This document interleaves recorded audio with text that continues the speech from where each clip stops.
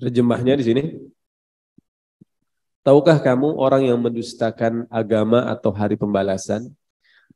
Itulah orang yang menghardik anak yatim dan tidak menganjurkan memberi makan orang miskin.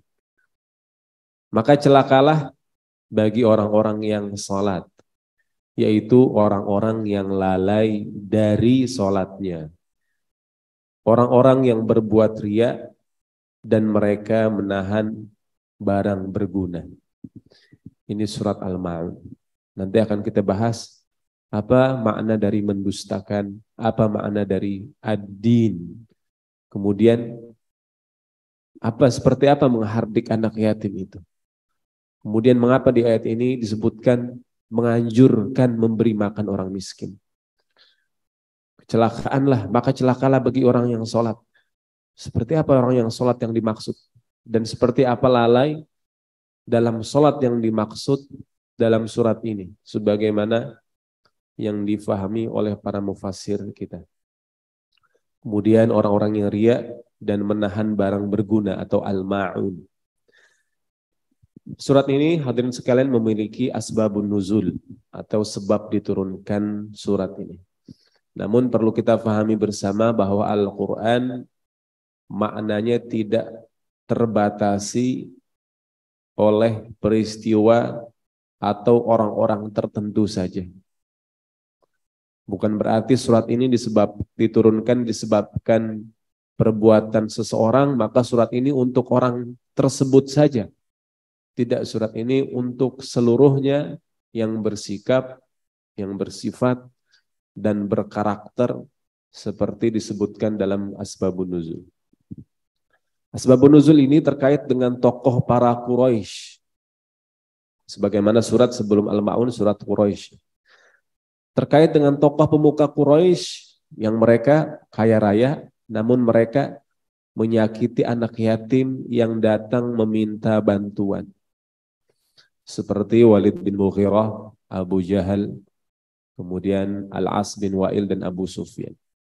Ini para tokoh kaya raya di Quraisy. Orang-orang Quraisy juga dahulunya mereka sulit. Mereka tinggal di lembah yang nggak ada air, nggak ada tanaman yang tumbuh. Sulit mereka mendapatkan penghasilan dan penghidupan itu begitu sulit. Kemudian Allah ilhamkan kepada mereka rihlah, perjalanan perdagangan mereka. Rihlatash syita'i was-shaif. Dahulu orang-orang Quraisy mengandalkan musim haji aja. Musim haji, perekonomian meningkat. Setelah musim haji, habis sulit lagi mereka. Nunggu musim haji lagi. Namun setelah ada rihlatash syita'i was-shaif, perjalanan musim dingin dan musim panas. Di musim panas mereka pergi ke Yaman, di musim dingin mereka pergi ke Syam. Dari situ perdagangan mereka tumbuh. Tidak hanya musim haji saja, namun sepanjang tahun. Namun Allah telah berikan kenikmatan yang luar biasa, kemudahan dalam mendapatkan rizki, kekayaan yang berlimpah. Ternyata banyak dari tokoh Quraisy tersebut yang mereka menghardik anak yatim. Di antaranya 4 orang ini. Terlebih lagi setelah datangnya Al-Quran. Al-Quran memerintahkan seperti ini, mereka melakukan sebaliknya. Mereka tidak ingin terlihat taat dan tunduk kepada Al-Quran. Contohnya dengan Abu Sufyan. Abu Sufyan biasa menyembelih unta setiap pekan. Setiap pekan Abu Sufyan menyembelih unta. Namun unta yang disembelih orang-orang Quraisy ini adalah untuk mereka persembahkan kepada berhala-berhala mereka. Mereka menyembelih, mereka persembahkan untuk berhala mereka. Suatu ketika datang anak yatim meminta sedikit daging unta yang telah disembelih itu. Namun ia justru menghardik dan mengusir anak yatim tersebut. Yang kedua, kisah dari Abu Jahal.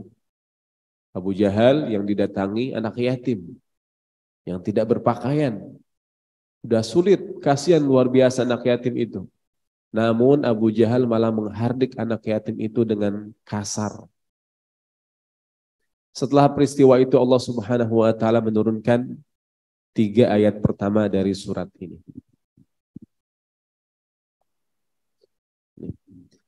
Para mufassir berbeda pendapat tentang kedudukan surat Al-Ma'un. Apakah dia Makkiyah atau Madaniyah? Sebagian mengatakan bahwa surat ini seluruhnya bersifat Makkiyah. Terkait dengan asbabun nuzul yang disebutkan tadi. Kemudian ada beberapa perintah yang mana perintah tersebut berkaitan dengan perintah-perintah di awal datangnya Islam. Belum ada lafaz zakat di sana. Namun perintah sholat yang di sana yang dimaksud adalah perintah mengerjakan sholat sebelum perintah sholat 5 waktu. Dan mereka yang lalai dari sholat adalah mereka yang berpaling dari perintah Islam. Ini menurut sebagian besar mufassir. Karena sebagian besar mufassir mengatakan surat ini termasuk surat Makkiyah. Namun di sana ada para mufassir yang mengatakan surat ini surat Madaniyah. Alasan mereka adalah karena disebutkan sifat orang-orang munafik. Alladzina hum yura'un. Dan orang-orang yang riya. Orang-orang yang riya ini adalah sifat orang-orang munafik. Dan orang-orang munafik muncul di masa setelah hijrahnya Nabi Muhammad SAW ke Madinah. Salat yang dimaksud, makanya mereka salat namun mendustakan hari akhir. Mereka mengerjakan salat namun mendustakan hari akhir. Ini adalah sifat orang-orang munafik. Nah, di antara kita lihat di sini yang menyebutkan surat ini Makkiyah adalah mayoritas para ulama atau para mufassir. Madaniyah yang menyebutkan Madaniyah adalah Ibnu Abbas radhiyallahu anhu, kemudian Ibnu Qatadah, mufassir dari kalangan tabi'in. Kemudian ada juga yang membagi ayat pertama sampai ayat ketiga merupakan surat Makkiyah dan ayat keempat sampai ayat ketujuh surat Madaniyah. Karena surat ini tidak turun seluruhnya dalam satu waktu. Terbagi menjadi 2 kali diturunkan surat Al-Ma'un ini. Surat ini merupakan surat yang ke-107. Surat ini memiliki beberapa nama. Ada Ar-Ra'aita, ada namanya surat Ad-Din. Kemudian surat At-Takdzib, surat Al-Yatim. Ini namanya asing semua sama kita. Kalau kita diminta, tolong bacakan surat Al-Yatim. Surat apa? Surat Al-Yatim. Kayak nggak ada di Al-Quran surat namanya Al-Yatim. Nah, ternyata ada. Ya, ini surat Al-Ma'un. Karena mengapa punya banyak banget nama surat ini? Pertama karena tentu usia surat ini udah begitu panjang. Udah 14 abad lebih. Dan setiap zaman mereka di kurun waktu 14 abad, di sana ada masyarakat-masyarakat tertentu dari orang-orang muslimin, mereka lebih familiar nama surat Ad-Din ketimbang surat Al-Ma'un.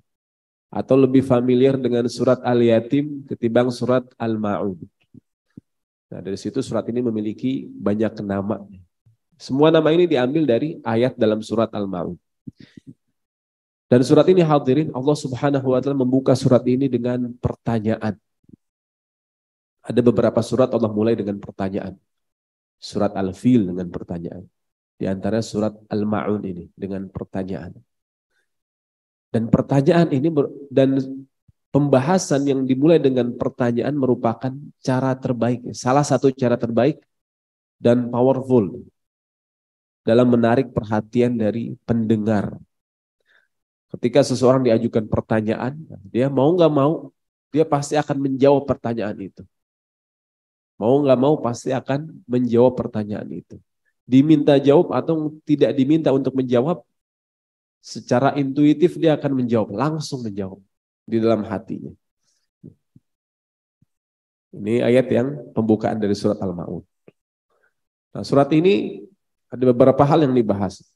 Mendustakan hari akhir, kemudian menghardik anak yatim, menahan manfaat, riya, lalai dalam sholat, tidak mengajak memberi makan orang miskin. Dan sifat-sifat ini saling berkaitan antara satu dengan yang lain. Kalau satu muncul, akan muncul sifat-sifat yang lain.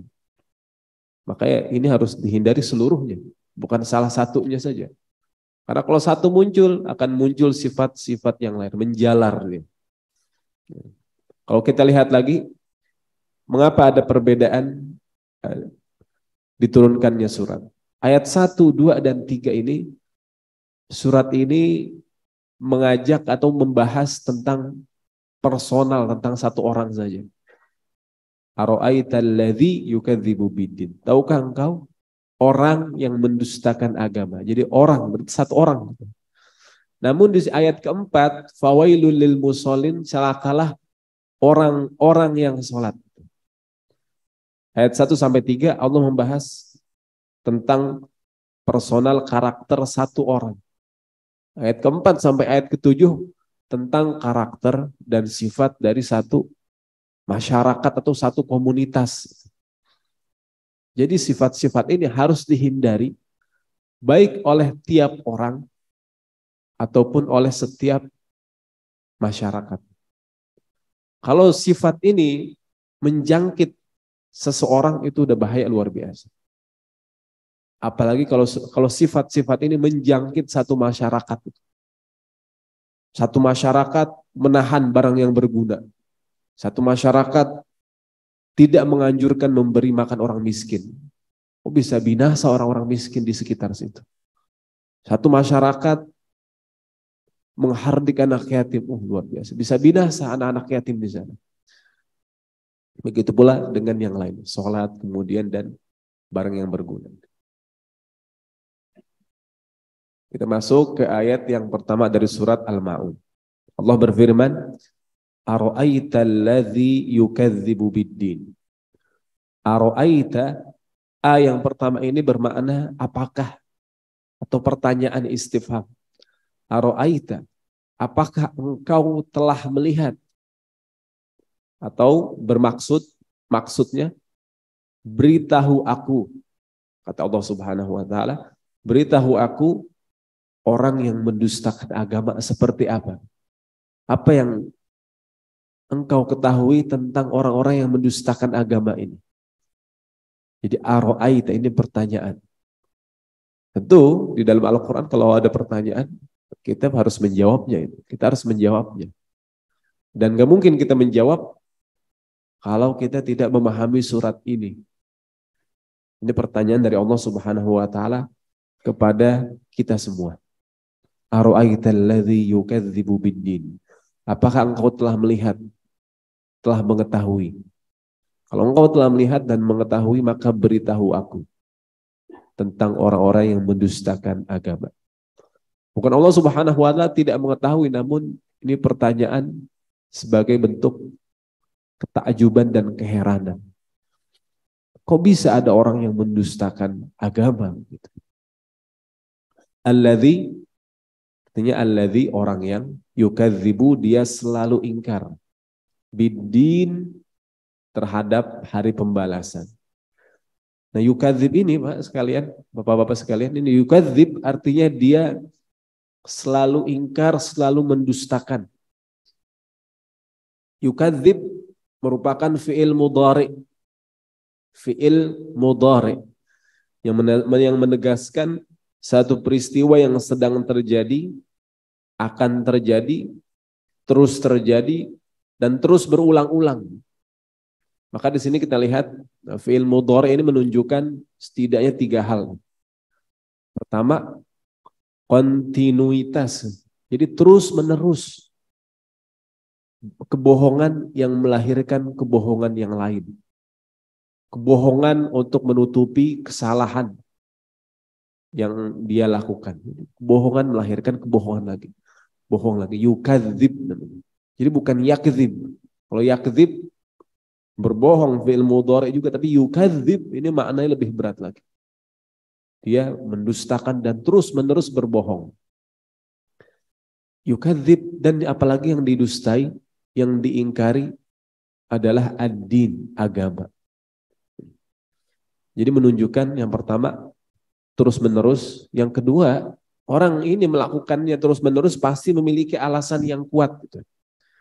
Mengapa dia terus berdusta? Mengapa dia terus mengingkari? Mengapa dia terus mendustakan? Mereka ini memiliki alasan yang kuat. Dan itu semua dilakukan berasal dari dalam dirinya sendiri. Yukadzib. Ini fi'il mudhari'. Begitu pula dalam melaksanakan ketaatan kepada Allah. Misalkan tentang orang-orang yang bertakwa. Hudal lil muttaqin alladzina yu'minuna bil ghaib. Yu'minun itu fi'il mudhari'. Mereka yang beriman kepada Allah. Terus beriman, mempertahankan keimanannya, dan keimanan tersebut berasal dari dalam diri mereka sendiri. Wa yuqimuna shalah, dan senantiasa mendirikan salat. Jadi senantiasa mendirikan salat. Terus menerus melaksanakan salat. Dan mereka ini orang-orang bertakwa memiliki alasan yang kuat mengapa mereka terus menerus melaksanakan salat. Dan salat itu mereka laksanakan berasal dari dalam diri mereka sendiri. Bukan ada paksaan, bukan karena perbuatan riya.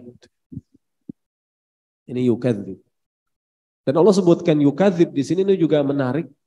Allah sebutkan mendustakan, bukan kafir, bukan mengingkari, bukan tidak percaya. Karena beda nanti.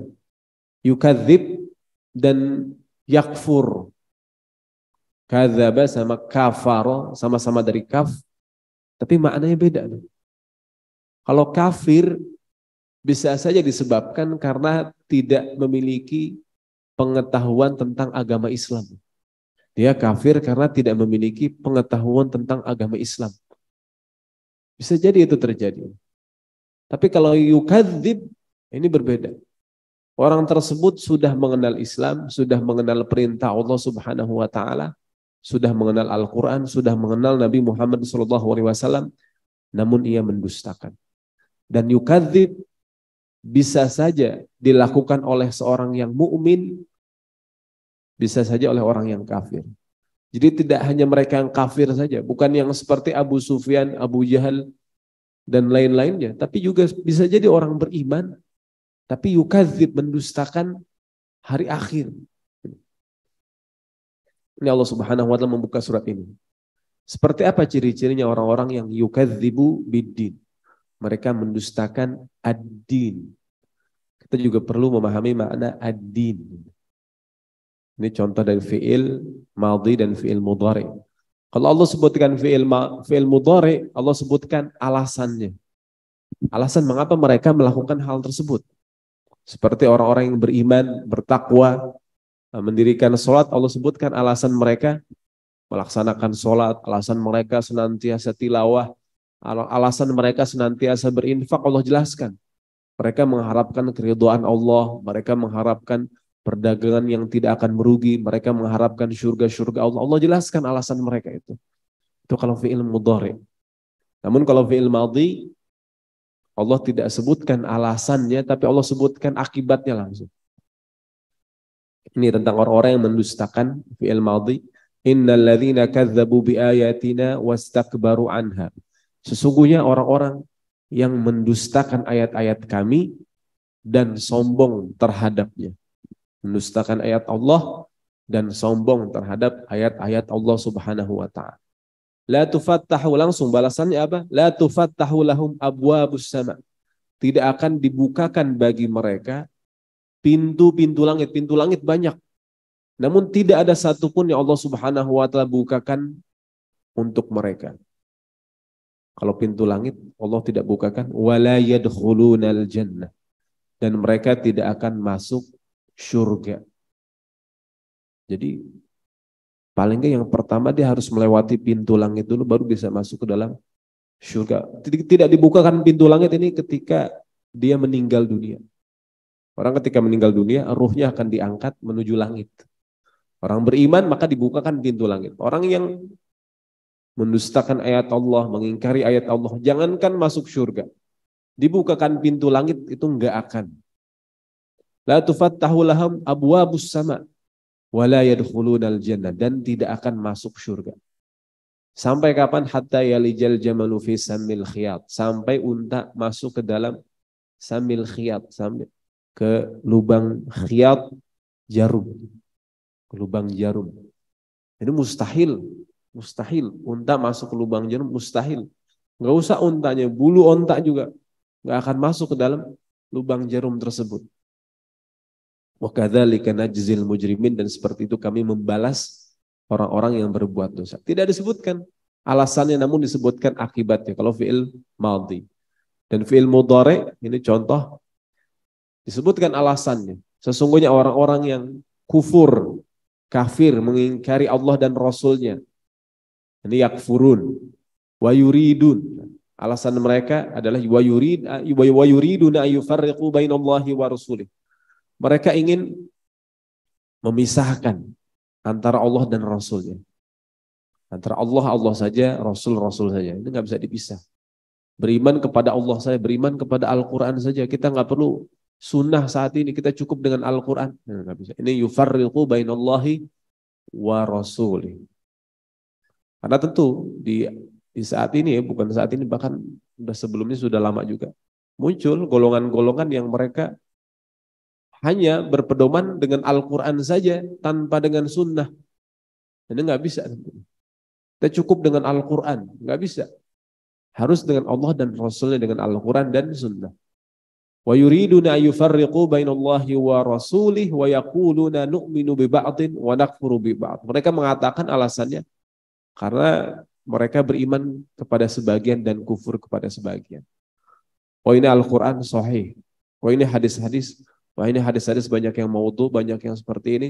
Oh, kita cukup dengan Al-Quran saja. Ini yaqul nu'minu bi ba'din wa nakfuru bi ba'd. Mereka beriman kepada sebagian dan kufur kepada sebagian. Kalau perintah yang enak-enak, mereka kerjakan, mereka mau. Namun kalau ketika datang perintah yang berat, mereka menolak. Ini juga beriman sebagian dan kufur kepada sebagian. Ini disebutkan alasan mereka yang fi'il mudhari. Sekarang Bapak Ibu-ibu sekalian, kita masuk ke makna yukadzibu. Yukadzibu ini bermakna mendustakan, menyampaikan apa yang tidak sesuai dengan kenyataannya. Abu Jahal, Abu Sufyan, dan seterusnya di kalangan Quraisy, mereka sudah beriman dalam hatinya. Sudah keimanan sudah ada. Namun mereka mendustakan itu semua. Ketika Walid bin Mughirah, kemudian para pakar bahasa di Quraisy ditanya tentang Al-Quran, mereka jawab sejujur-jujurnya. Wa inna alaihi lahlahu. Al-Quran itu begitu manis dan indah ketika dibaca. Dan maknanya begitu tinggi. Itu belum mereka memusuhi Nabi Muhammad SAW, namun mereka meyakini Al-Quran ini bukan dari Nabi. Dan maknanya begitu tinggi, begitu mulia. Namun akhirnya tetap mereka juga gengsi dan mereka takabur, mereka sombong dan mereka mendustakan ad-din dan Al-Quran ini. Yukadzibu. Ini. Mendustakan ini lebih berat dari berbohong. Berbohong itu sudah dosa besar. Mendustakan ini lebih berat lagi. Orang berbohong itu sudah dosa besar. Mendustakan ini lebih berat lagi dari berbohong. Seorang mukmin dalam Al-Quran dan Nabi SAW juga menyebutkan, seorang mukmin itu tidak akan berbohong. Sesungguhnya yang mengadakan kedustaan adalah mereka yang tidak beriman. Innama yaftaril kadzib alladzina la yu'minun. Mereka yang mengada-adakan kedustaan, kebohongan, apapun bentuknya, mereka adalah orang-orang yang tidak beriman, meskipun mengaku beriman. La yu'minuna bi ayatillah, mereka tidak beriman dengan ayat-ayat Allah Subhanahu wa taala. Wa ulaika humul kadzibun, dan mereka itulah orang-orang yang kadzibun, orang-orang yang berbohong, orang-orang yang berdusta. Dan ini hadis yang masyhur, hadis yang sahih, kita sudah sama-sama menghafalnya. Dusta tanda kemunafikan. Maka Nabi sebutkan orang mukmin gak mungkin berdusta. Kalau berdusta itu tanda kemunafikan. Ayatul munafiqi thalatha. Ayat tanda-tanda orang munafik ada 3. Meskipun dia puasa, meskipun dia sholat, meskipun dia mengaku muslim. Kalau ada 3 tanda ini, dia memiliki ciri kemunafikan. Idza hadatsa kadzaba, kalau dia berbicara berdusta. Wa idza wa'ada akhlafa, kalau dia berjanji dia ingkari. Wa idza tumina khana, kalau dipercaya ia khianat. Ini 3 ciri ini, tanda kemunafikan. Bukan 3-tiganya, namun salah satu saja sudah masuk dalam kategori munafik, tanda kemunafikan. Ini bisa kita lihat dalam orang lain atau kita lihat dalam diri kita sendiri. Ketika kita berdusta, tanda-tanda kemunafikan mulai muncul. Harus dihindari, berarti jangan sampai berbohong, jangan sampai mengingkari janji, dan jangan sampai mengkhianati kepercayaan. Gitu. Dusta yang terbesar, yang paling berat adalah dusta kepada Allah dan Rasul-Nya. Kemudian dusta kepada sesama manusia. Dusta kepada Allah dan Rasul-Nya ini begitu berat. Kita berjanji bersumpah atas nama Allah, namun kita mengingkari sumpah dan janji tersebut. Itu berat, luar biasa. Kemudian makna ad-din. Yukadzib bid-din, mendustakan ad-din. Apa makna ad-din? Makna ad-din, agama atau hari pembalasan. Di surat Al-Fatihah Allah sebutkan Malik Yaumiddin, pemilik hari pembalasan. Di surat Ali Imran Allah sebutkan Inna dina indallahi al-Islam. Sesungguhnya agama di sisi Allah adalah Islam. Allah pemilik hari ad-din. Sesungguhnya ad-din di sisi Allah adalah Islam. Di sini kita tahu bahwa ad-din berarti Islam, berarti ad-din bermakna agama. Dan di Al-Fatihah hari ad-din, bukan hari agama, namun hari pembalasan. Dan di ayat lain Allah sebutkan ad-din namun dengan fathah di huruf dal. Ya ayyuhalladzina amanu idza tadayantum bidainin, bukan bidinin tapi bidainin. Wahai orang-orang beriman, jika kalian saling berhutang dengan suatu hutang. Ad-din, ad-dain bermakna hutang. Ad-din bermakna agama dan ad-din bermakna pembalasan. Makna ad-din diantaranya tentu banyak pengertian tentang ad-din banyak. Antara satu mufasir lain mereka saling memiliki pengertian tentang ad-din. Namun ad-din merujuk kepada keterkaitan seorang hamba dengan Allah Subhanahu wa taala. Ketika kita beragama, kita terikat dan terkait dengan Allah Subhanahu wa taala. Ada perjanjian antara kita dengan Allah Subhanahu wa taala. Dengan menjalankan perintah Allah dan menjauhi larangannya. Dan keterkaitan itu adalah mau orang itu beriman, mau orang itu enggak beriman, hakikatnya manusia sudah terikat dan terkait dengan Allah Subhanahu wa taala.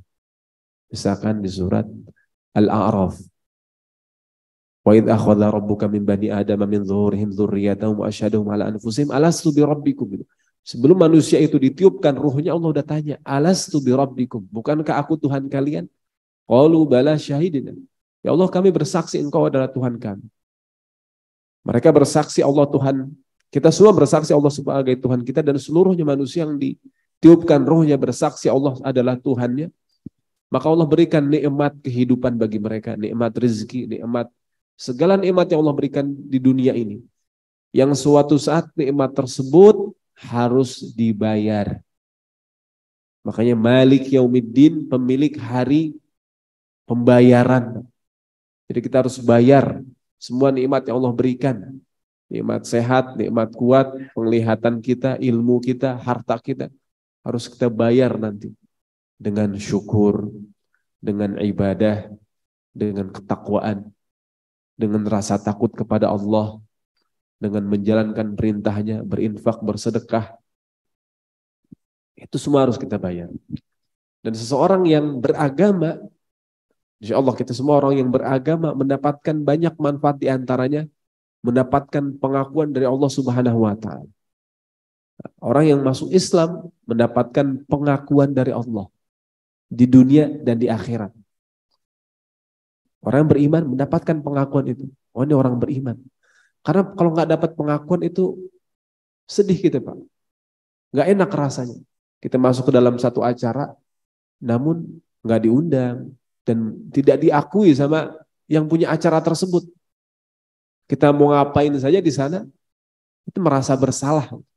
Saya nggak diundang, saya di sini menikmati fasilitas, Tapi sebenarnya dia nggak diakui sama pemilik tempat tersebut atau yang menyelenggarakan acara tersebut.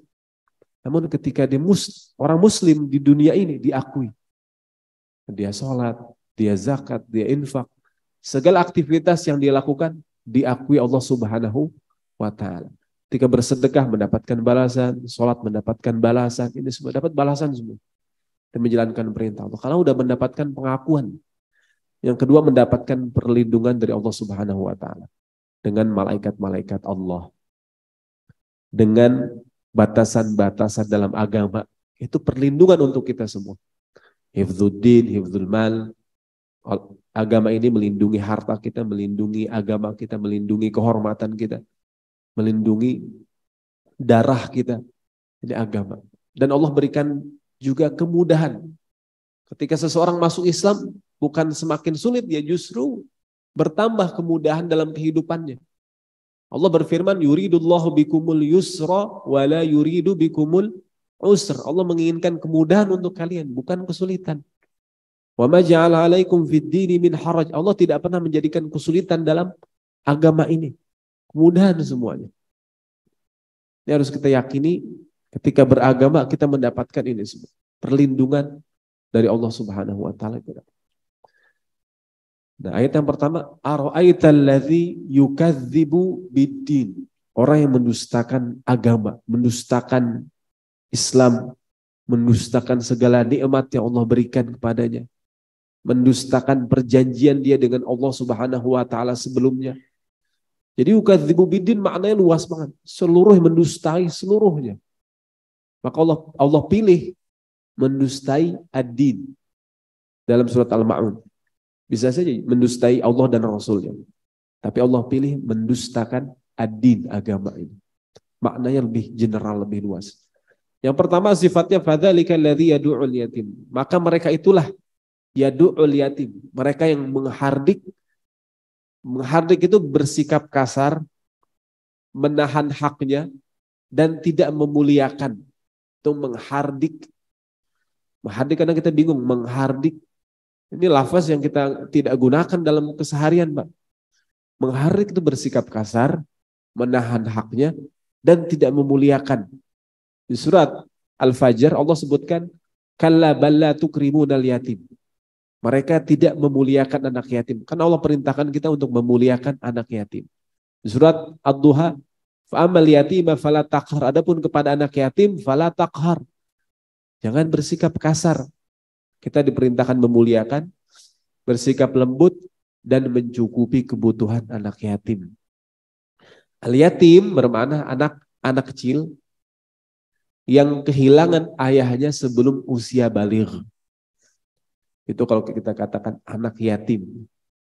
Anak yatim, orang tuanya meninggal atau hilang atau nggak ada orang tuanya. Atau ada tapi orang tuanya tidak dapat menafkahi anak yang disebabkan sakit parah atau disebabkan terkena penyakit gila dan seterusnya.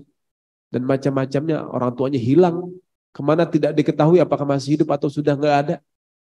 Maka anak tersebut yatim. Yatim hakiki atau yatim ma'nawi. Yatim hakiki jelas-jelas orang tuanya meninggal sebelum ia usia baligh. Yatim ma'nawi orang tuanya hilang. Nggak ada kabar, nggak tahu kemana bapaknya ini anak nih. Nggak pulang-pulang. Anaknya jadi anak yatim. Nggak tahu bapaknya kemana. Dan yatim ini manfaat ketika kita memuliakan anak yatim akan dimuliakan dan ditolong. Siapa? Anak-anak kita nanti. Akan dimuliakan dan ditolong anak-anakmu ketika engkau tidak ada. Misalkan anak kita pergi Pak ke wilayah yang jauh, ternyata sampai di luar kota atau di luar negeri, di sana anak kita mendapatkan perlakuan yang baik, mendapatkan pertolongan yang begitu banyak, perlindungan dari masyarakat. Mungkin itu diantaranya karena kita pernah, atau apalagi karena kita sering memuliakan anak-anak yatim. Dan yatim ini merupakan salah satu tahapan dalam kehidupan yang semua orang pasti akan melewatinya. Bisa jadi orang sudah tua namun keadaannya seperti anak yatim. Keadaan seperti anak yatim itu kondisi seseorang ketika tidak memiliki kemampuan untuk melindungi dirinya dan mencukupi kebutuhannya. Dirinya sendiri nggak mampu. Melindungi diri nggak mampu, mencukupi kebutuhan nggak mampu. Dan tidak ada orang secara khusus yang melindunginya dan mencukupi kebutuhannya. Di surat Al-Quraisy, at'amahum min ju' wa amanahum min khauf.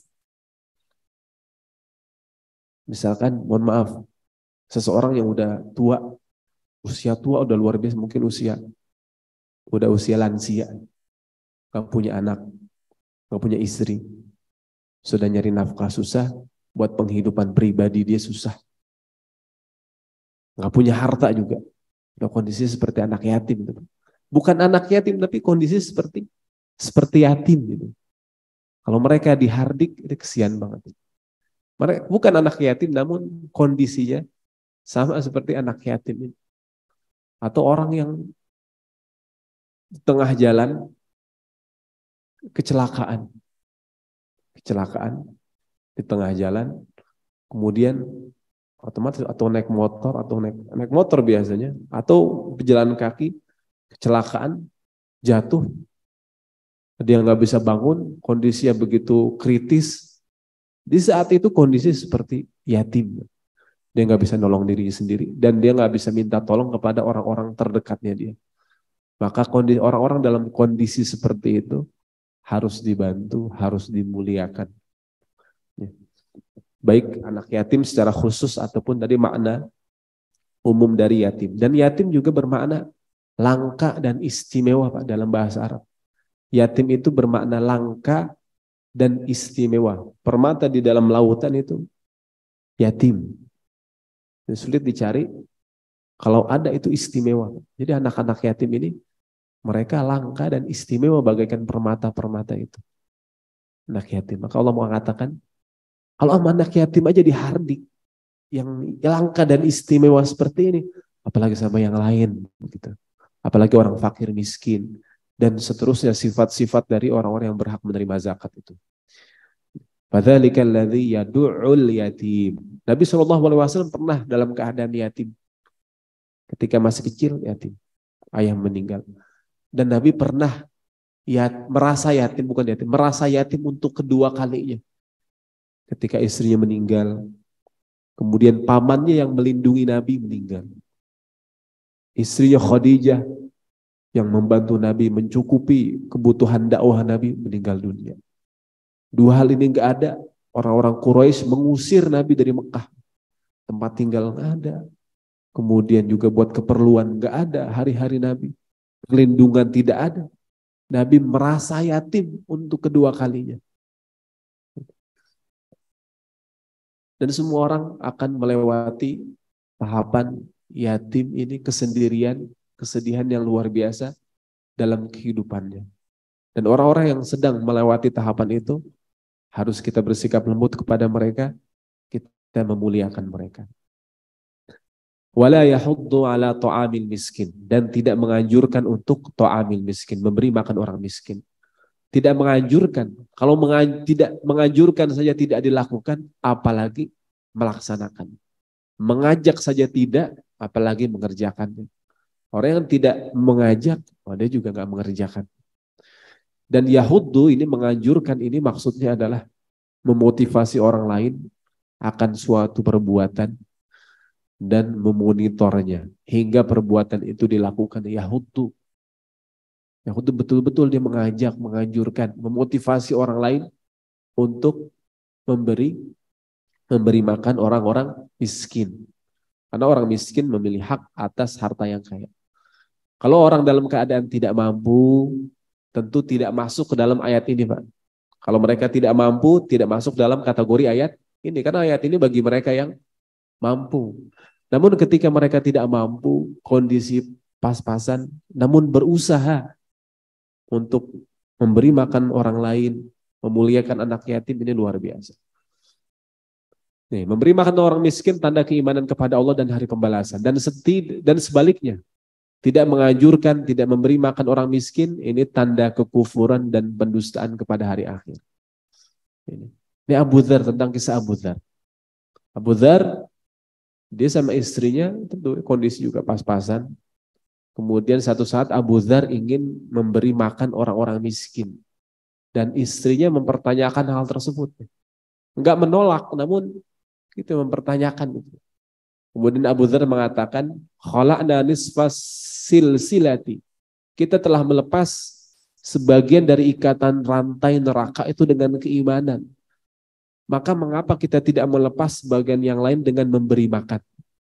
Karena keimanan dan memberi makan orang miskin di surat Al-Haqqah itu sejajar, Pak. Kemudian ikatlah mereka di surat ini, ayat 32 sampai 34. Kemudian ikatlah mereka dengan 70 ikatan dari rantai dalam neraka. Siapa mereka ini? Innahu kana la yu'minu billahil azim. Mereka itu dulunya, orang ini dulunya yang diikat dengan 70 rantai neraka ini disebutkan Allah. Orang ini nih dulunya la yu'minu billahil azim. Dia enggak beriman kepada Allah. Wala yahuddu ala tu'amin miskin. Dan tidak memberi makan orang miskin. Diikat dengan 70 rantai dalam neraka. Beriman kepada Allah, maka dilepas setengahnya, 35 ikatan. Memberi makan orang miskin, dilepas 30 ikatan lagi. Abu Dzar mengatakan seperti ini. Makanya dua hal ini tidak dapat dipisahkan. Ya. Kemudian, ini juga penyebab masuk ke dalam neraka sakor itu karena tidak memberi makan orang miskin di antaranya. Disebutkan, masalah kakum fi sakor, apa yang menyebabkan kalian masuk ke dalam neraka sakor? Qalu, mereka menjawab, nih, yang udah di dalam neraka, ini hal yang akan terjadi nanti. Qalu lam naku minal musallin, dulu kami tidak sholat. Walam naku nut'imul miskin, dan kami tidak memberi makan orang miskin. Jadi alasan ini. Pertama nggak sholat, hubungan dia kepada Allah. Walam naku nut'imul miskin, dia nggak ngasih makan orang miskin. Padahal mampu. Wa kunna nakhudu ma'al khaidin, dan dia sering membicarakan hal-hal yang batil. Wa kunna nukadzibu biyaumiddin, dan kami mendustakan ad-din, hari pembalasan. Hatta atana al-yakin, sampai datang kepada kami al-yakin, sampai datang kepada kami kematian. Ini surat Al-Mudaththir mirip dengan surat Al-Ma'un. Tapi kalau Al-Ma'un dari atas ke bawah, takdzib, kemudian ta'amil miskin, kemudian musallin. Al-Ma'un. Kalau di surat ini, al-musallin duluan, kemudian ta'amil miskin, kemudian yukadzibu biyaumiddin di akhir. Kalau di surat Al-Ma'un, yukadzibu biyaumiddin di awal. 45, kami mendustakan hari akhir. Di akhir disebutinnya. Kalau di surat Al-Ma'un disebutinnya di awal. Makna susunan yang sama dengan surat Al-Ma'un. Makna dan susunan yang sama dengan surat Al-Ma'un. Jadi Al-Quran menjelaskan antara satu surat dengan surat yang lain. Nah ini juga manfaat dari menghafal Al-Quran. Menghafal Al-Quran, memahami maknanya, mampu mengaitkan antara satu surat dengan surat yang lain. Jadi dapat kelengkapan makna dari ayat tersebut. Kemudian fawailul lil musallin, maka celakalah orang-orang yang sholat. Alladzina hum an sholatihim sahun. Mereka yang lalai dari, Pak, bukan dari sholatnya. Kalau disebutkan dalam sholatnya, berarti orang yang gak khusyuk dalam sholat itu celaka. Tapi kalau disebutkan dari sholat, maksudnya adalah mereka yang menunda waktu sholat. Masuk waktu sholat, sholatnya entar-entaran. Sholatnya entar. Subuh kesiangan. Zuhur, apa zuhur? Zuhur di perjalanan. Kemudian asar kecapean. Kemudian maghrib kelelahan. Isya Isya ketiduran. Lewat. Ini orang seperti ini wailun, celaka. Nah di sini perlu ada garis bawah menarik sini. Disebutkan musallin. Di Al-Quran ada lafaz musallin, ada lafaz muqimis sholah. Apa bedanya, Pak? Di surat Al-Baqarah, hudan lil muttaqin alladzina yu'minuna bil ghaibi. wa yuqimuna as-shalah. Bukan wal musallin, yang mendirikan sholat. Apa bedanya mengerjakan sholat dan mendirikan sholat? Mengerjakan sholat dan mendirikan sholat. Oh, memang ada bedanya? Bukan sama aja. Ada bedanya. Maka lafaznya dibedain. Kalau maknanya sama, lafaznya nggak mungkin dibedakan. Mana yang lebih tinggi? Musallin atau muqimis sholat? Yang tinggi derajatnya adalah mereka yang muqimis sholat. Mereka yang mendirikan sholat, bukan mengerjakannya, mendirikan. Dan inilah yang didoakan oleh Nabi Ibrahim. Rabbi ja'alni muqimas sholat wa min dzurriyyati. Ya Allah, jadikanlah aku orang-orang yang mendirikan sholat. Bukan mengerjakannya, mendirikan sholat. Mendirikan sholat ini, di antara maknanya dan maksudnya adalah wa aqimis sholata li dzikri. Dan dirikanlah sholat untuk mengingatku. Dalam kehidupan kita, dari bangun tidur sampai tidur lagi, itu harusnya diisi dengan zikir semua. Namun ketika masuk waktu-waktu sholat, itu zikir itu harus lebih tinggi. Jadi, kalau seperti ini seluruhnya zikir, ketika masuk waktu sholat itu lebih tinggi. Kemudian lebih tinggi lagi, lebih tinggi lagi, lebih tinggi lagi. Seperti itu. Subuh, karena kita baru banget bangun tidur, zikir kepada Allah harus tinggi. Karena nanti antara waktu sholat dengan waktu sholat lain dan memiliki jarak tertentu ya. Muqimis sholah. Dan muqimis sholah ini orang yang mengingat Allah dalam sholatnya. Kalau kita sholat dari takbir sampai salam, blank semuanya, blank, kosong. Takbir tiba-tiba udah salam aja kan. Kayak kita masuk ke dalam satu alam, kemudian perpindahan waktu, tiba-tiba udah rakaat terakhir aja. Itu subhanallah. Memang makna sholat itu kita masuk ke dimensi lain. Kita terhubung dengan Allah Subhanahu wa Ta'ala, dengan Ar-Rahman. Ketika kita terhubung, kita berzikir sepenuhnya mengingat Allah. Kita mengingat Allah dengan gerakan sholat kita, dengan bacaan-bacaan sholat kita. Itu kita telah mendirikan sholat. Dan orang-orang yang mendirikan sholat, maka sholat tersebut akan berdampak dalam kehidupannya. Maka dia akan memberi makan orang miskin, maka dia akan memuliakan anak yatim, dan dia akan berusaha ikhlas dalam sholatnya, hanya mengharapkan ridha Allah, dan senantiasa membantu orang lain dengan manfaat yang berguna. Namun kalau sholatnya ini sudah lalai, bahkan sampai derajat riya, naudzubillah min dzalik. Sampai derajat riya ini derajat sholatnya orang munafik. Sholatnya riya, kemudian di atasnya orang munafik, orang yang sholatnya lalai. Kemudian di atasnya lagi orang yang sholat tapi nggak iqamatus shalah, sekedar melaksanakan sholat aja. Dan yang paling tinggi adalah orang-orang yang muqimis sholat. Itulah orang-orang yang muttaqin. Yang didoakan sama Nabi Ibrahim, Rabbi ja'alni muqim. Berat Pak, emang berat menjadi muqimis sholat. Makanya Nabi Ibrahim berdoa, Rabbi ja'alni muqimas sholat. Ya Allah, jadikanlah aku. Nabi Ibrahim berdoa. Nabi Ibrahim kurang bertakwa apa lagi, kurang taat seperti apa lagi, kurang faham apa lagi tentang makna sholat. Tapi Nabi Ibrahim berdoa, ya Allah, jadikanlah aku muqimas sholat, orang yang mendirikan sholat. Dan juga anak keturunanku. Ini doa ini harus kita ulang-ulang. Kita berusaha menjadi muqimis sholat, dan mudah-mudahan anak-anak kita nanti menjadi orang-orang yang muqimis sholat. Gak sekedar sholat aja, tapi muqimis sholat. Ketika kita takbir, ketika kita mulai sholat dengan takbir, maka sebelum kita masuk ke dalam sholat, harus dihadirkan zikrullah itu. Kita harus mengingat Allah Subhanahu wa Ta'ala. Karena akan banyak muncul pikiran-pikiran macam-macam muncul ketika kita mau mulai sholat. Konsentrasi kita pasti terganggu. Makanya sholat ini dimulai dengan zikir, kemudian dimulai dengan takbir, itu bagian dari zikir kepada Allah Subhanahu wa Ta'ala. Allahu Akbar. Allah lebih besar dari segala apa yang ada dalam pikiran kita yang mengganggu itu.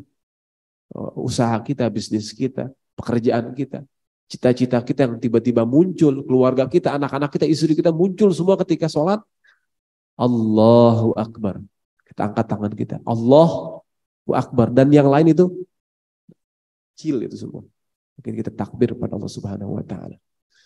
Nah, dengan itu, dengan start awal seperti itu, mudah-mudahan kita telah masuk dalam kategori orang-orang yang mendirikan sholat, orang-orang yang khusyuk. Dan di antara makna sholat jamaah itu, kalau kita sholat berjamaah, ada satu aja orang yang muqimis sholat, udah itu satu jamaah, semua masuk dalam golongan muqimis sholat. Makanya ini manfaat kita sholat berjamaah. Kalau kita sholat sendiri, berat. Tapi kalau berjamaah, ada satu dua orang yang muqimis sholat, udah semuanya masuk kategori muqimi as-sholat. Makanya harus dijaga sholat jamaah ini. Kalau sholat sendiri, berat, harus muqimis sholat tadi itu. Maka di sini fawailul lil musallin alladzina hum an sholatihim sahun, mereka yang lalai dari sholatnya, bukan dalam sholat. Mereka lalai dari sholatnya. Sholat tantaran, bablas, kelewatan, ini celaka seperti ini. Bahkan sampai meninggalkan satu sholat, lama-lama dua sholat, lama-lama seluruhnya ditinggalkan. Kalau udah meninggalkan sholat berdampak kepada hal-hal yang lain. Alladzina hum yura'un, mereka yang riya, mereka yang sholat, berinfak, bersedekah, namun ini teguran buat kita semua. Kita yang nggak mampu berinfak, pasti dia sholat, maka masuk teguran dalam ayat ini. Ini yura'un, riya dalam segala hal. Maka zaman sekarang, mengapa ayat ini tentu masih relevan meskipun udah 14 abad yang lalu sampai saat ini. Sekarang zaman media sosial, medsos, semua ingin kita syiarkan bagus. Namun di sisi yang lain harus hati-hati dengan riya ini, dengan yura'un. Jadi semakin berkembang zaman, ayat ini mengikuti zaman tersebut. Sekarang zaman orang-orang media sosial menampakkan, menunjukkan, mensyiarkan, nanti balik kepada hati itu. Itu karena riya atau mengharapkan keridhaan Allah Subhanahu wa taala. Yura'un, dan tentu riya ini ciri orang-orang munafik. Innal munafiqin yukhadi'un Allah wa khadi'uhum wa idza qamu ila sholati qamu kusala yura'un nas. Mereka melaksanakan sholat dan segala ibadah itu dalam rangka ingin dilihat manusia. Yang terakhir, wa yamna'unal ma'un, dan mereka menahan manfaat sesuatu. Yamna'un, menahan manfaat sesuatu sampai kepada orang lain. Gimana orang lain, tetangganya, lingkungannya, saudaranya nggak mendapatkan manfaat ini, itu yamna'un. Al-ma'un, ulama menyebutkan, ada yang menyebutkan al-ma'un maknanya zakat. Jadi menahan mengeluarkan zakat. Atau bermakna menahan mengeluarkan sedekah. Dan yang terendah dari makna al-ma'un, segala hal yang bermanfaat dan tidak mengurangi manfaat tersebut jika diberikan. Contohnya ulama menyebutkan sapu, kemudian perabotan rumah tangga, Pak. Sapu, kemudian senter, kemudian palu, martil, itu yang dibutuhkan sama tetangga kita. Kalau itu kita tahan, yang kemarin juga dipinjam rusak itu sapu, sekarang mau minjem lagi. Kemarin juga palu dipinjam belum dipulangin lagi. Nah itu Pak, kita menahan. Kalau memang ada orang-orang seperti itu, diingatkan. Kalau ada barang kita yang mungkin tertahan, perlu diingatkan tetangga gitu Pak.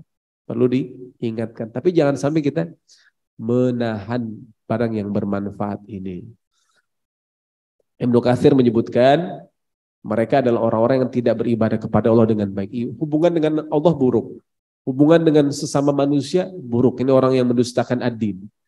Tidak mau menolong orang lain, bahkan tidak mau meminjamkan sesuatu kepada orang lain meskipun barang itu akan kembali dalam kondisi utuh.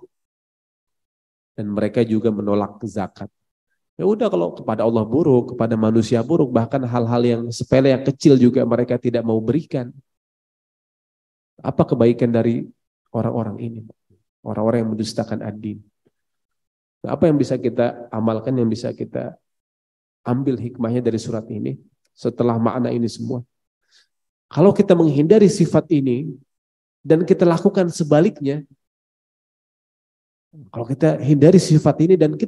sebaliknya, maka manusia tersebut akan masuk ke dalam derajat yang tertinggi. dari orang-orang yang beriman. Yukadzib itu yusaddiq, membenarkan hari akhir. Lawan dari yukadzib itu yusaddiq. Lawan dari mendustakan adalah membenarkan hari akhir. Menghardik anak yatim berarti kita harus memuliakan anak yatim. Berarti kita harus memberi makan orang-orang miskin. Berarti kita harus berusaha mendirikan sholat, menjaga sholat. Kemudian ikhlas dalam beramal dan membantu lingkungan kita, sekitar kita dengan apapun yang kita mampu dari manfaat yang kita miliki. Ilmu kah? Pikiran kita, kemudian kehadiran kita. Nah, bagian dari bagaimana kita memberikan manfaat untuk orang lain. Kemudian barang-barang yang berguna yang tadi. Jika itu kita lakukan, insya Allah masuk ke dalam derajat as-siddiqin. Orang-orang yang soleh, orang-orang yang membenarkan hari akhir. Ini derajat yang tinggi, yang luar biasa. Baik jemaah sekalian yang dimuliakan Allah Subhanahu wa Ta'ala, ini diantara makna surat Al-Ma'un ini. Sebelum kita tutup, nanti kita ada sesi pertanyaan. Nah, kita baca sekali lagi jemaah sekalian surat Al-Ma'un. Kita hadirkan makna dari Al-Ma'un ini. Kita baca dari Bismillah. Bismillahirrahmanirrahim. Ara'aita alladhi yukadzibu bid-din. Fadzalika alladhi yad'ul yatim. Wala yahuddu ala ta'amil miskin. Fawailul lil musallin alladzina hum an salatihim sahun alladzina hum yura'un wa yamna'unal ma'un. Shadaqallahul azim. Baik hadirin sekalian, hadirin semua yang dimuliakan Allah Subhanahu wa Ta'ala. Untuk itu kami persilakan sebelum ditutup nanti jika ada yang ingin ditanyakan, kami persilakan. Baik, alhamdulillahirrahmanirrahim. Terima kasih kami ucapkan kepada Ustadz Abdul Azam yang telah menyampaikan materi tafsir Al-Quran pada pagi hari ini. Baik, kita langsung aja masuk pada sesi tanya jawab. Mungkin dari Bapak, saudara-saudara, atau ibu-ibu yang mau bertanya kepada Pak Ustadz, kami persilakan. Ya, baik.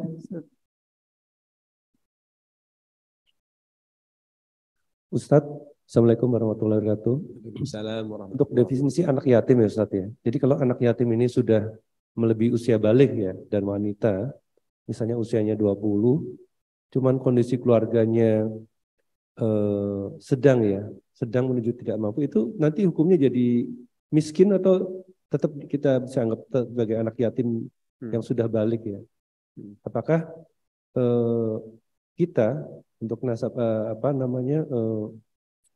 untuk yang satu garis keturunan dengan mereka itu kalau membantu itu disebut infak, zakat atau sodakoh Ustaz ya untuk membantu mereka ya. Terima kasih. Ya, terima kasih. Jadi makanya anak yatim itu ada kata anak yatim. Dan belum usia baligh. Kalau dia sudah usia baligh, apalagi sampai usia 20 tahun ya. Karena kan ketika anak yatim itu kan kita disunahkan ketika anak yatim hadir, kita beri santunan, kita usap palanya Pak. Kalau usia 20 kayaknya kegedean kalau kita usap palanya itu. Apalagi kalau perempuan itu ya 20 tahun udah besar. Atau 18 tahun juga udah gede banget. Datang salaman, yang soleh ya neng ya, gitu. Misalkan gitu. Itu kegedean ya. Jadi kalau udah usia baligh, apalagi usia baligh ini kan relatif ya, mungkin sekitar usia 12-13 tahun sudah baligh baik secara hakiki itu usianya sudah baligh ataupun dia sudah baligh dalam ibadah dia. Nah, ketika sudah baligh ini, maka ketika kita berinfak disebut sebagai sedekah itu, anak yatim itu. Dan anak yatim tersebut dia keluar dari kategori yatim yang dimaksud. Dari yatim dia berubah menjadi miskin atau fakir. Miskin atau fakir itu. Karena ketika dia sudah usia baligh, kadang belum tentu anak yatim yang baligh ini sudah rushd, namanya rushd. Sudah rusyd itu dia sudah mampu, misalkan anak yatim kaya raya, dia udah usia balik, tapi ternyata belum bisa mengatur uangnya dia. Nah, ini anak yatim sudah balik tapi belum usia rusyd, masih harus dibimbing. Sama dalam kategori yang tadi. Anak yatim dia udah balik tapi belum rusyd, belum bisa cari penghasilan sendiri, belum bisa mencukupi kebutuhannya sendiri, belum bisa melindungi dirinya sendiri. Maka dia sudah bukan anak yatim itu, tapi masih memerlukan bimbingan. Maka tetap kita bimbing mereka sampai mereka balagun nikah, sampai usia rusyd itu mereka sudah bijaksana, mereka sudah sampai usia bahkan balagun nikah, sampai mereka udah siap buat menikah itu. Berarti dia mampu secara fisik, kemudian mampu secara finansial, maka mereka terus dibimbing itu. Meskipun sudah bukan anak yatim lagi. Kalau kepada keluarga tadi, maka itu masuk kategori sedekah. Kemudian bisa juga infak kalau keluarga, dan bisa juga zakat ya kalau kerabat kita. Kalau orang tua, kemudian kalau orang tua itu bukan zakat ya. Kalau orang tua itu, orang tua karena kewajiban. Zakat ini selain kepada orang tua kita, selain kepada orang tua dan anak-anak kita itu baru bisa diberikan zakat tersebut. Kalau orang tua dan anak memang udah kewajiban. Memang sudah kewajiban. Jadi zakat bisa kepada orang-orang selain orang tua dan anak-anak kita. Misalkan keponakan, ada yang yatim, bisa, kemudian tetangga, kemudian anak sepupu kita, bukan anak keponakan kita, jaraknya makin jauh, atau benar-benar nggak ada hubungan kerabat, dia yatim, itu bisa.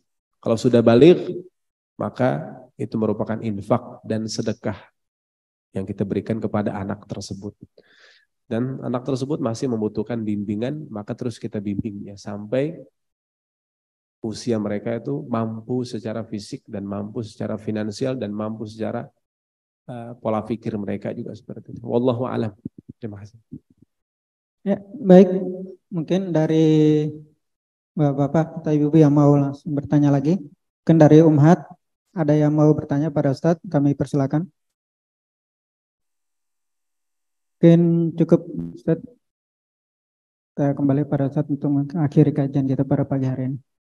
Ya, terima kasih jamaah sekalian yang dimuliakan Allah Subhanahu wa taala. Mungkin ini yang dapat saya sampaikan, saya kumpulkan dan saya sampaikan lagi, mudah-mudahan bermanfaat. Kita bisa amalkan bersama-sama makna dari surat Al-Maun ini. Kita mentadaburi Al-Qur'an dan mengamalkan Al-Qur'an berdasarkan juga pedoman dari Al-Quran, insya Allah bermanfaat dalam kehidupan kita, insya Allah. Untuk itu mari bersama kita tutup dengan berdoa, mudah-mudahan Allah Subhanahu wa taala menerima amal ibadah kita semua, kemudian kehadiran kita ini mendapatkan keridhaan dari Allah Subhanahu wa taala. Segala hajat keinginan kita Allah Subhanahu wa taala tunaikan, Allah mudahkan. Segala yang sakit di antara kita atau keluarga kita, Allah angkat penyakitnya, Allah berikan kesembuhan. Dan dari segala macam kesulitan yang kita hadapi, yang keluarga kita hadapi, Allah berikan kemudahan.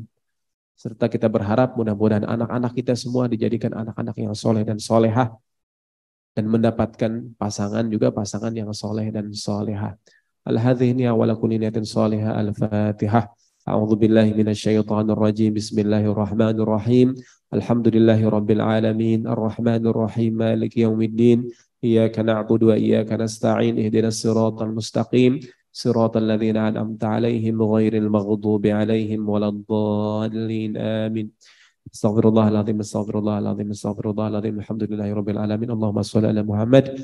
Allahumma anfa'na bima 'allamtana wa 'allimna ma yanfa'una wa zidna ilma. Allahumma ja'al jam'ana hadza jam'an marhuma wa tafarruqana min ba'dihi tafarruqan ma'suma. ولا تدع فينا ولا منا شقيا ولا محروما ولا ذنبا إلا غفرته ولا هما إلا فرجته ولا مريضا إلا شفيته ولا دينا إلا قضيته ولا حاجة من حوائج الدنيا والآخرة إلا أعنتها على قضائها برحمتك يا أرحم الراحمين بفضلك دعواهم فيها سبحانك اللهم وتحيتهم فيها سلام وآخر دعواهم الحمد لله رب العالمين. Mari bersama kita tutup dengan doa kafaratul majlis. Subhanakallahumma wa bihamdika asyhadu an la ilaha illa anta astaghfiruka wa atubu ilaik. Wassalamualaikum.